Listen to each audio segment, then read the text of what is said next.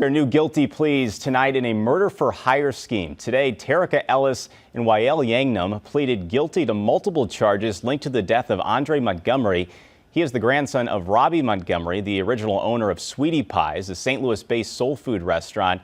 In 2016, Andre was shot to death near Fairground Park in North City. Also charged in Andre's death is Tim Norman, Andre's uncle. Norman is accused of plotting to kill his nephew to collect on the insurance policy. What's up, good people, and welcome back to my channel, where we bond over our favorite TV shows, trending topics, and everything in between that we care about. So on Friday, July the 23rd, both Terica Ellis and Waiel Yaghnam has changed their plea deals from not guilty to guilty. So the question now is, what does that mean for Tim Norman now that all of his co-conspirators have officially pled guilty and are ready to tell the true story? And honestly, I'm not even sure on what that would mean. I don't know if Tim will now decide that, hey, the game is up, and forego his trial and just plead guilty, which I doubt. I really doubt that. Or is he still going to go to trial and attempt to bamboozle the court system in some way, or make it seem like it was really all of them and they put it on him? Maybe he's going to try to go for a lesser charge by trying to recreate the narrative of what we already know based on all of these documents of what actually occurred. But nevertheless, we do have Terica Ellis's guilty plea agreement right here. And so I'm just going to go over a little bit of it, and then Waiel Yaghnam, who none of us really care about, except for what he did, I'll give a little quick overview of his. His is not in depth anyway. And really, in reading Terica's and Travell Anthony Hill's, we get the full scope of the story anyway. He was, on the side doing the white collar crime piece of it. Anyway, let's get into it. So we're going to jump down to number 2, where it says the plea agreement. And I'm going to start with, it says, in exchange for the defendant's voluntary plea of guilty to the lesser included offense in count 1 of the superseding indictment, the government agrees to dismiss count 2 at the time of the defendant's sentencing. Furthermore, the United States agrees that no further federal prosecution will be brought in this district relative to the defendant's conspiracy to use facilitates interstate commerce, a cellular telephone, to commit the murder of Andre Montgomery in exchange for monetary compensation on or about March 14th of 2016, of which the government is aware at this time. In addition, the parties agreed that the United States sentencing guidelines total offense level analysis agreed to by the parties herein is the result of a negotiation and led in part to the guilty plea. And then it goes on to talk about the guidelines for sentencing and saying that although there are U.S. sentencing guidelines, that they do have the ability to give her either more or less time than the sentencing guidelines. So it's clear here, and I think many of us knew this. There was speculation about the fact that maybe Terica was going to take a plea deal so that she could get less time, because really, you kind of anger the government, when you are guilty and clearly guilty, and then you want to kind of tax the court system and everybody's job by trying to push it all the way to the end. So this was a smart move on her. Well, probably this is the only smart move she's made in this whole situation, to be honest, is to take this plea deal and give up the goods on Tim. And so that's what's happening here. And so definitely expect her to get less time. What that would look like, I have zero idea. If it wasn't for her, although Tim did orchestrate this whole thing, if it wasn't for her trapping Andre as a black widow, and pulling him out to actually have his life taken, this probably wouldn't have happened. So, or it wouldn't have happened this way for sure. But I don't know. Tim was determined. He was trying to get that $450,000. So he thought, thank God that didn't work out. So then in count 1, it talks about the fact that Terica Ellis was very aware of what was happening and that she had agreed with her co-defendant, James Timothy Norman, and others to commit the crime of use of a facility of interstate commerce, to wit a cell phone, with the intent that a murder be committed in violation of the laws of the state of Missouri in exchange for or as consideration for anything of pecuniary value. And they're saying that she voluntarily and intentionally joined the agreement. And they're saying that at that time she either knew or reasonably should have known the purpose of the agreement. And I love that they put that in there, because for those of us who have been following this since the beginning, we know that initially her excuse, alibi, lie-a-by, whatever you want to call it, was that she did not know that the plan was to take Andre's life. And what she thought was that she was luring him out to be beat up, not have his life taken. So whatever with that excuse the government is saying, either way, really reasonably, as many of us were saying, that don't even make sense. Like all of that, you're getting burner phones and you getting $10,000 to have someone, to lure someone out so that they could be beat up. $10,000 for an Andre of, you know, he was what, 21, I think at the time or something. That makes no sense. That makes no sense at all. So reasonably, as they say here, should have known the purpose of the agreement. And then it goes on to say, that while the agreement was in effect, she knowingly undertook one or more overt acts for the purpose of carrying out the agreement that caused personal injury to Andre Montgomery, resulting in the conspiracy on March 14th of 2016. And that's crazy. Like when you really think about, we are in 2022. This happened in March of 2016. Like that was over 6 years ago. And so it's crazy when you think about it. And this still isn't over. So maybe by the time this is really over, it's going to be, you know, near the 7-year mark. So then it goes on to say in number 4, the facts. The parties agree that the facts in the case are as follows, and the government would prove these facts beyond a reasonable doubt if this case were to go to trial. These facts may be considered as relevant conduct pursuant to one of these legal acts. So now we're going to get into how they lay out exactly what happened. And this is, again, the general story, but also like the Terica side of it. And so it's going to sound somewhat familiar from what we read originally with the indictment with Tim. And then we read it for Terica. Then we read it for Travell Anthony Hill when he was arrested. And then we came back around recently when Travell pled guilty. And then we went over this. So this is going to be a review for some of us. But it also helps us like refresh. And now, again, it ties the pieces together as well. So it says on March 14th of 2016 at approximately 8:02 p.m., Andre Montgomery, hereinafter Montgomery, was killed by gunfire at 3964 Natural Bridge Avenue, which is located in the city of St. Louis within the Eastern District of Missouri. Montgomery's cell phone was located in close proximity to his body and was forensically examined following his murder. Witnesses at the scene of the homicide indicated that Montgomery went outside to meet someone after receiving a telephone call and was shot and killed shortly thereafter. Ugh, that gets to me every time I envision that. That's crazy. So sad. The forensic examination of Montgomery's phone and subsequent investigation revealed that the two people he spoke to within 10 minutes prior to his death were a close friend and someone later identified as defendant Terica Ellis, utilizing phone number, and then it gives the phone number. And this phone number it gives is her burner phone number. This is not her original phone number. So this is the phone. Well, I guess they'll get into it. I don't want to say too much. For those of you who may not be familiar with the story, I don't want to give no spoilers.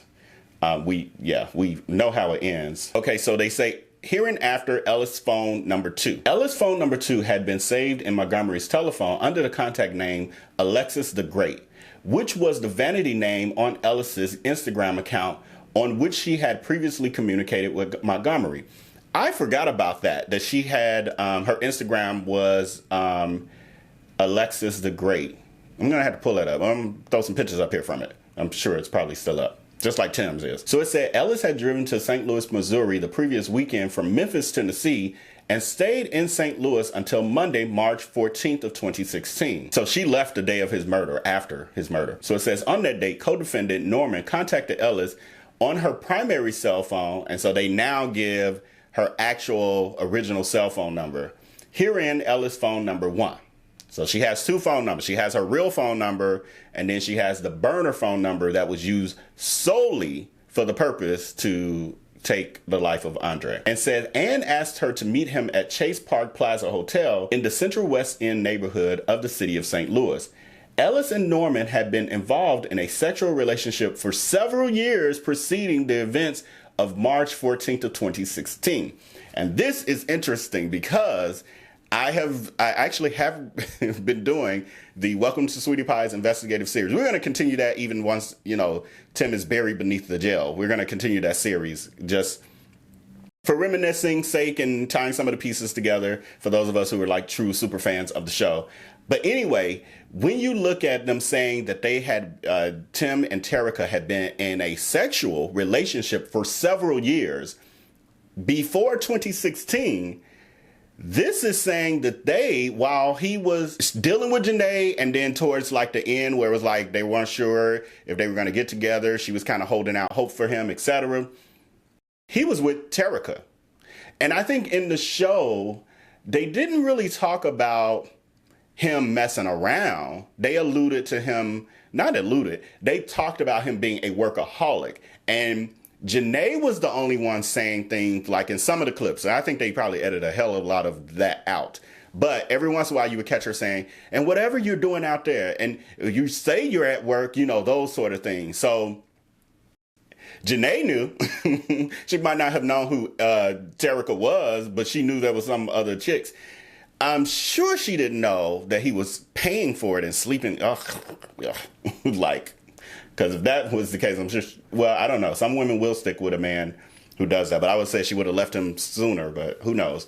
But anyway, so let's continue. This says Ellis did as Norman asked and met him at the Chase Park Plaza Hotel while still in possession of Ellis' phone number 1, so her original phone, where they spoke and engaged in sexual intercourse. Yeah.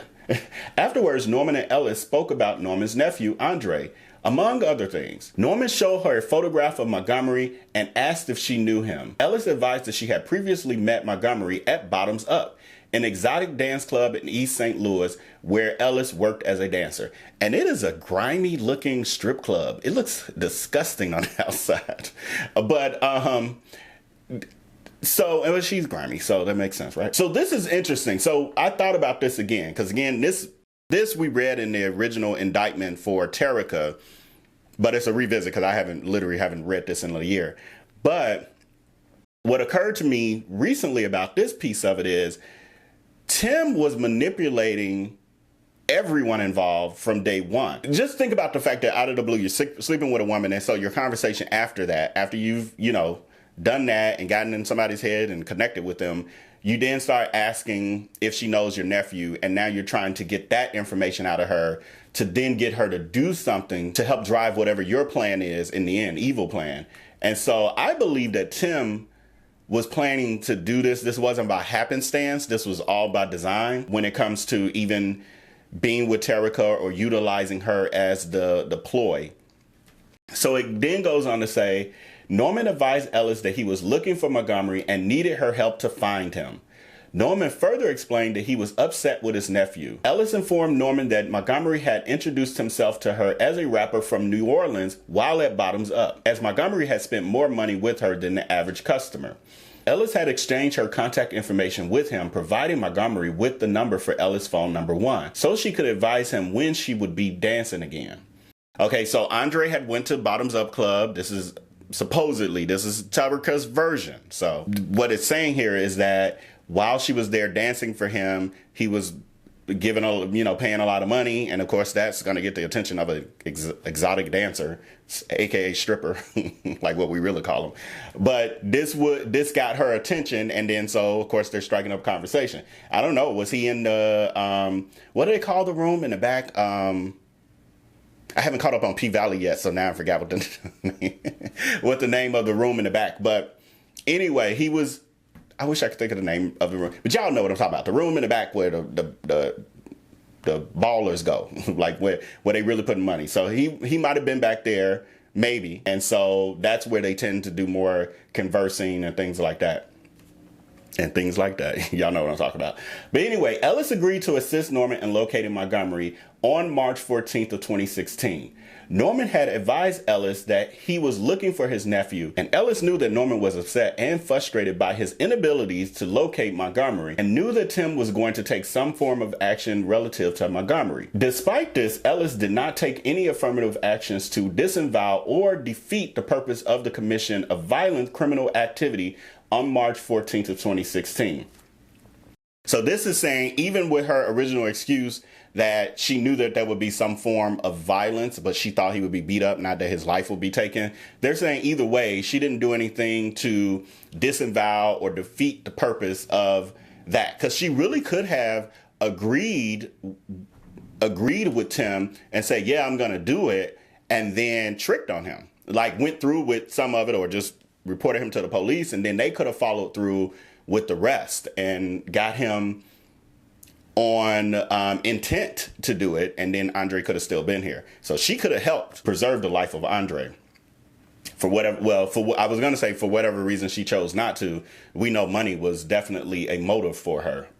$10,000 of all things, like that's going to change your life. Oh, the other piece I was thinking of with this particular part is that it says here that Terica knew that Tim was upset and frustrated in his inability to locate Andre. And I think that was in part because Andre was visiting St. Louis. He was not a permanent resident. Of course, we talked about he had the hotel room. And so he probably felt like time was of the essence. And also, again, one of his main motives, besides obviously hating Andre to his core for some strange reason, the other motive was money, being able to get this insurance money. So who knows? And I honestly do hope that there's a trial so that maybe those pieces can come out. Like, what was the true motive behind this besides greed and hate? But like, what was really the moving pieces behind the scenes?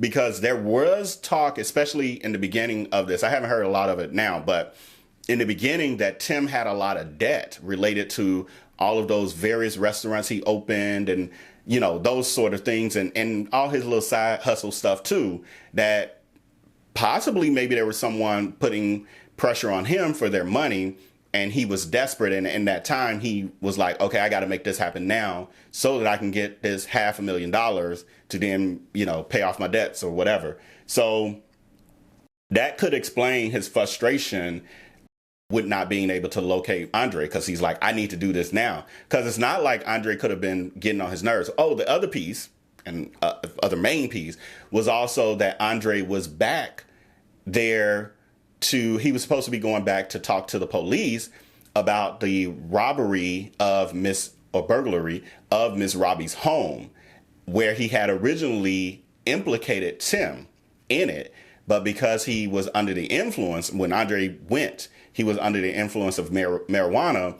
They wanted him to come back sober so that he could testify. Because again, if you testify under the influence, then it doesn't count. You can blame the whatever the vice is. So Tim may have gotten word of that by that time. And so it could have been maybe debt that he needed to pay.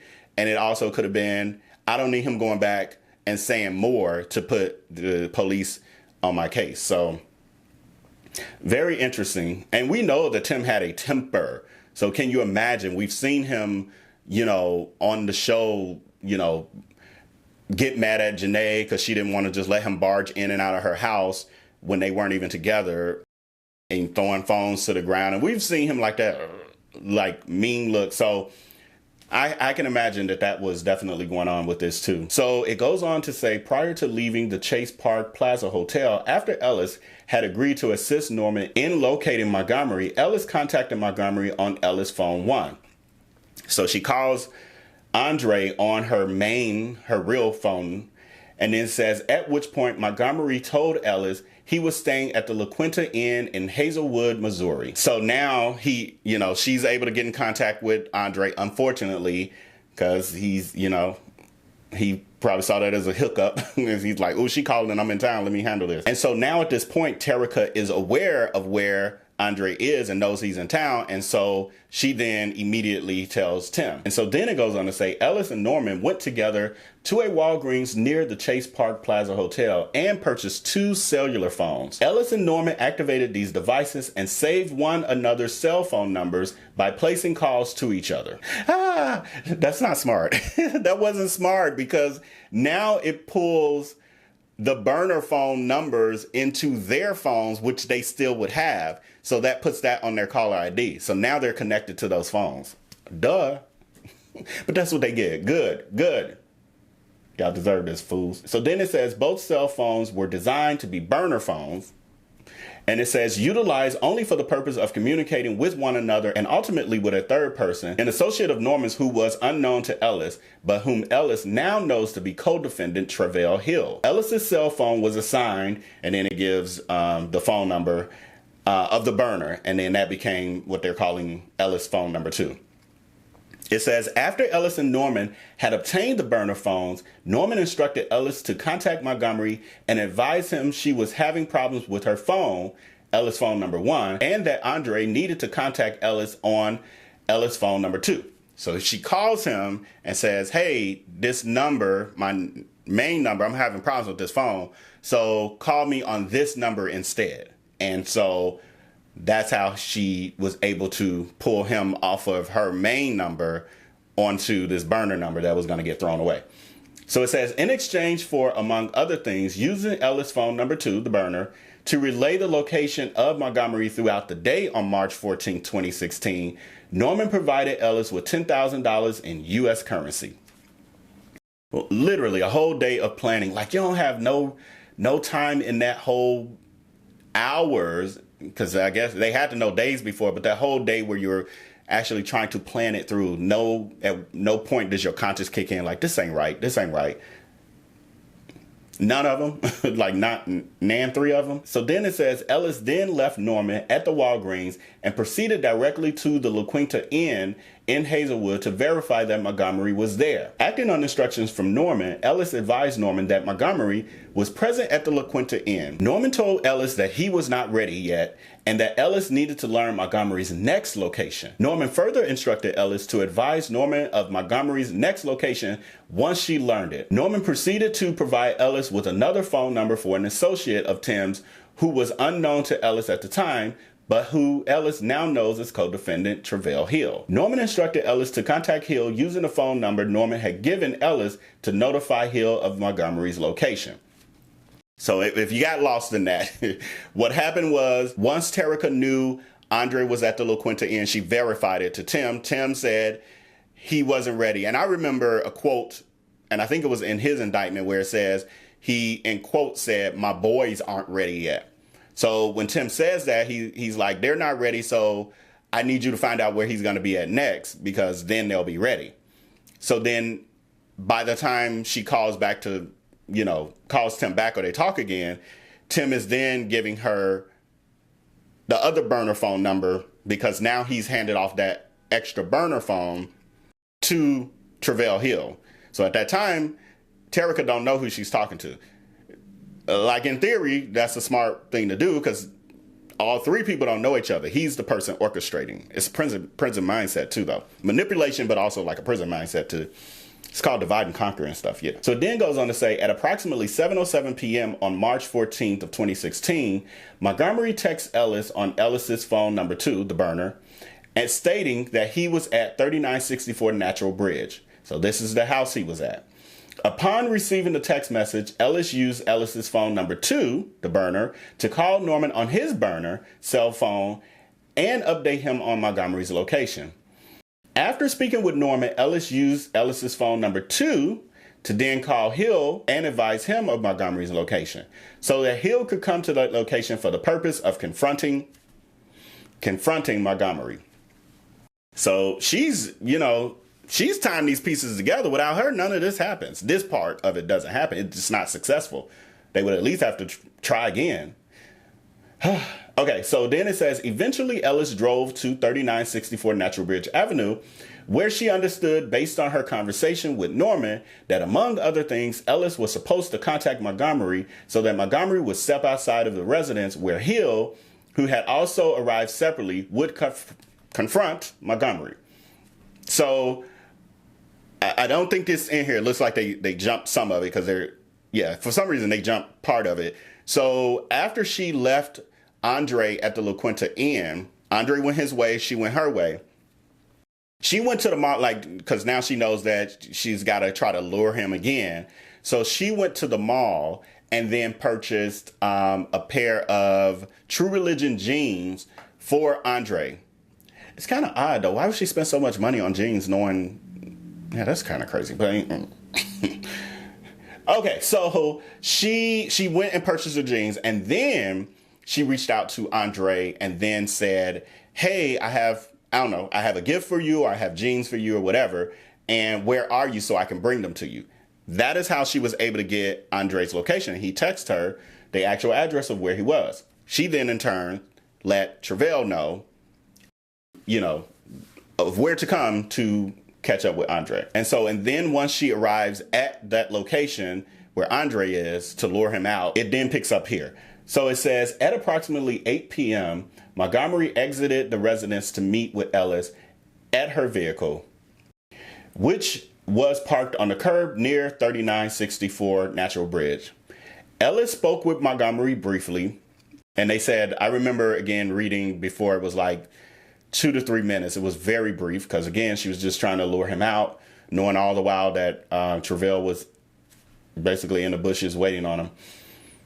This is sad. This part always gets to me trying to read through it because it's like I just go to that place like I'm envisioning it, and it's just like he didn't know it was coming, and like not only trusting her as a woman, and I think before it mentioned that she was intimate with Andre earlier that day at the La Quinta when he went to the, and I mean, come on now, like most likely she was, but it's just like to do all of that and then have his life taken.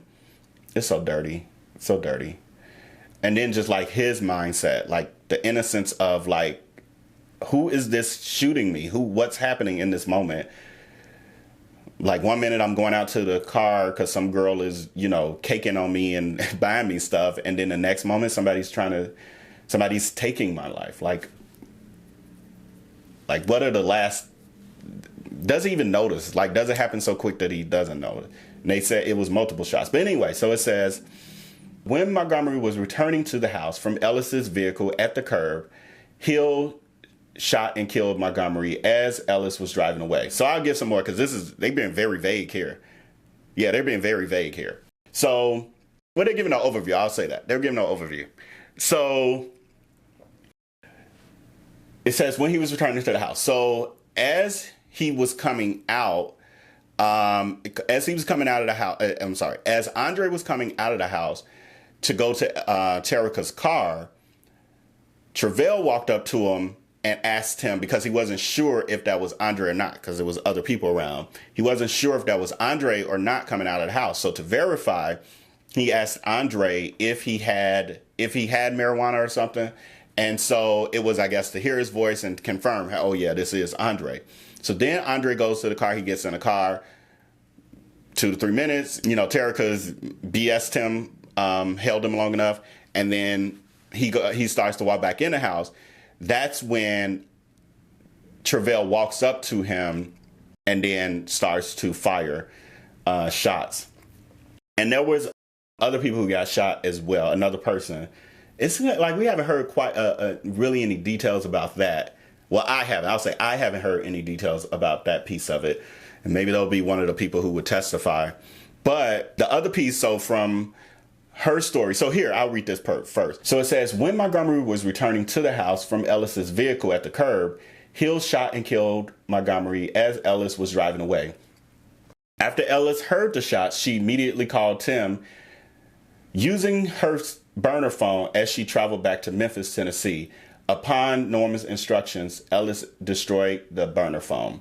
So in her original version, this is a lot, y'all. Y'all know this is a lot. But yeah, it's a lot trying to like reread through it. And again, because it's like when I'm even reading this, and this is not as detailed, I'm remembering the other pieces. Like I've literally, like it's like a movie in my head at this point. And so what she was saying originally, her alibi or whatever, lie-a-by, was that she thought he was just going to get beat up or whatever. She heard gunshots as she drove away. And so then she called Tim. And immediately Tim was like not explaining anything, but told her to discard the burner phone. Now, for someone who thought he was only getting beat up and all of that and didn't know it was supposed to be this deep, why were you already planning to like hit the highway? And literally they said she left because like the phone pinged a couple places before she discarded it. The burner phone pinged a couple places, and then she discarded it along the way, like at a gas station or something. So very suspicious behavior for someone who's innocently involved in this situation, But she is challenged. You can, there's some clips of stuff you can see where she's pretty challenged. Okay, so it says, Ellis accepted a cash payment of $10,000 in U.S. currency from Norman in exchange for, among other things, finding out the location of Montgomery, causing him to come outside, and relaying the location of information to co-defendants Norman and Hill. Hill subsequently shot and killed Montgomery. On March 15th of 2016, the day after Montgomery's homicide, Ellis deposited $3,020 in U.S. currency into her checking account at the Orange Mound branch of First Horizon Bank in Memphis, Tennessee. On the same day, Ellis also deposited $4,340 into a savings account opened that day at the same bank in Memphis, Tennessee, for the total of $7,360 in cash deposits. On the following day, on March 17th of 2016, Ellis deposited an additional $1,900 in U.S. currency into her checking account at the same branch. These deposits were all cash proceeds from the agreement she had made with Norman. Craziness. And so not smart. Just so not smart. It says, on March 22nd, 2016, after the murder of Montgomery, Ellis flew to Los Angeles, California, and had lunch with Norman along with her mother and daughter. So my thought with this is that, was her mother aware that this happened at all? Maybe not. Probably not. I would assume not. But it's just, I'm curious. Like, she done flew to Los Angeles to hang out with Tim. Like, hey, buddy, great work. I mean, and it's crazy. Like, and this would have been around the time that the show was still being filmed. Because at this point, if I'm not mistaken, because I haven't gotten to that point in the episodes to like check the dates. Yeah, so this would have been around the same time that he had the, was it TJ's Sweetie Pies? The little train cart restaurant, like the first one he opened in LA, I think it was Soho location or something. And my question too is, when they had lunch, was it at the restaurant? Like, so then we move on to the actual potential for the time that she would have to serve, the sentencing piece of it. So in part 5, it talks about the statutory penalties. And it says for count 1, it says the defendant fully understands that the maximum possible penalty provided by law for the crimes to which the defendant is pleading guilty is imprisonment for no more than 20 years, a fine of not more than $250,000, or both such imprisonment and fine. The court may also impose a period of supervised release of not more than 3 years. So now we know that she's looking at up to 20 years, $250,000 fine, which I think she should absolutely have to pay, and then possible 3 years of supervised release. It's crazy when you think about it, because I think one of her daughters is high school age, and the other, I forgot, but she's like, her daughters will be grown women. I mean, both her daughters would potentially be in their late 20s and maybe mid 30s or something by this time, if she gets the full 20 years. All for this, for $10,000 for taking a life. How about that part? And then $10,000 that, I mean, how long did that last? Really? Jesus. So then it talks about the sentencing guideline manual. If you guys want to read all of that, it's available somewhere online. Like, I had to pay for this, so it's available somewhere online. So basically they're saying, and they did the same thing with Vell here. They're saying, if we find out something else, like something you didn't disclose that impacts this case, related to this case, this plea agreement can be, void, and you're going to face the consequences. So what we're looking at, if I'm not mistaken, I think I was hearing that Terica could have possibly gotten life in jail. So when you look at this plea deal, life compared to 20 years is good. So all things being considered, this is probably the best she could ask for. And, I don't know, maybe she will get to 20 years. I don't know. You guys let me know in the comments below. What do you think? I don't know. I'm still processing. Like, part of me feels like, give her, throw the book at all of them and bury them all beneath the jail. But then, I don't know. She's mentally challenging. Kind of tell. So I don't know. But yeah, so that's Terica's situation. Then we go on to Waiel, and then they're talking about the sentencing for Waiel Yaghnam will be set for Wednesday, October the 26th of 2022 at 2 p.m. And he's still out. To my knowledge, he's still out. I don't know if this put him in or not. I haven't done that much digging, unfortunately. So it says, it is further ordered that the deadline for filing objections, if any, to the report is October 12th. So they have until October 12th to file any objections, and then no objections should be filed after that. Yeah, so that's enough for him. We basically know that his role, those of us who followed it. So some of you, I sometimes forget, everyone doesn't. This might be the first video you ever watched of mine. So for those of you who don't know, Waiel Yaghnam was the insurance agent who illegally started the policies that Tim Norman took out on Andre Montgomery. And so he was very involved. He was very knowledgeable. There was text messages here that I need to go through that again. I should have been keeping these things and I wasn't. So I had to find that. But there's, you know, their whole backstory, and there was really in-depth text messages and fraudulent activity with communicating with the life insurance companies, and Waiel was fully aware of that. And, you know, there was a text message where Tim alluded to Andre not having much more time, and Waiel reacted to that, but he didn't try to prevent it. He didn't report to the police or whatever. So in my mind, based on what I've seen, I believe that he was fully aware that Tim's end goal from day one was to eventually take the life of Andre, which is crazy that he would be on board for that. So, and he was about the money too. I mean, when you really look at this, all of the players involved were in it for the money. Like Tim, money, and then hatred for his nephew for whatever reason. But then you got Terica, it was about the money. And then you have even Vell, $5,000 he got. There's rumors that, you know, he may have had a drug addiction problem at the time. Tim might have been aware of that because he knew him through family and all of that. And so Tim, I'm sure, took advantage of that, knowing that.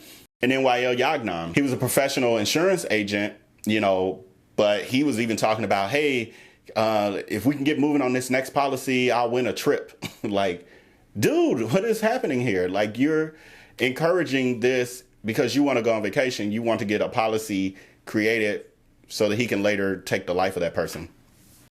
Not good people. These are not good people. So with that, that's really all I have for this. We will see if Tim will follow through with this trial, which would, September the 6th of 2022 in St. Louis, Missouri. So we'll see if that actually happens. My plan is to be there if it happens. If not, then I won't. So we'll see what happens with that. And then, you know, we have some other things. I'm going to, again, still do the Welcome to Sweetie Pie series. Catch up with some stuff. I'm a little behind. I mean, I got stuff ready to be edited. Like, I'm going to get it out to y'all. I know we've been kind of one note a little bit, or heavily leaning on some content, and we're moving on. So with that, if you've made it to this point in the video, first of all, thank you. And please hit that like button below so that you can help us continue to grow. Also, if you're new to this channel or returning and you have not subscribed as of yet, what do I have to do? What do I have to do? What more do you want from me? No, but seriously, if you have not subscribed as of yet, this would be a great time for you to hit that subscribe button below and join one of the most evolved subscriber families in these YouTube streets. And also, I have a VIP community where you can get behind the scenes information about this channel. You get updates of when I upload videos, when I remember. I got to work on that. And it also allows you to communicate with me one-on-one, not get lost in the comments, because some of our videos have hundreds of comments and I just can't see them all, unfortunately. And so if you want that level of connection with me, that is the way to do it. Join the VIP community, text the number on your screen and just say hi, Vell, and that makes you an official part of the VIP community. And so with that, until next time, until I upload the next video, make sure to take care and be blessed. Peace.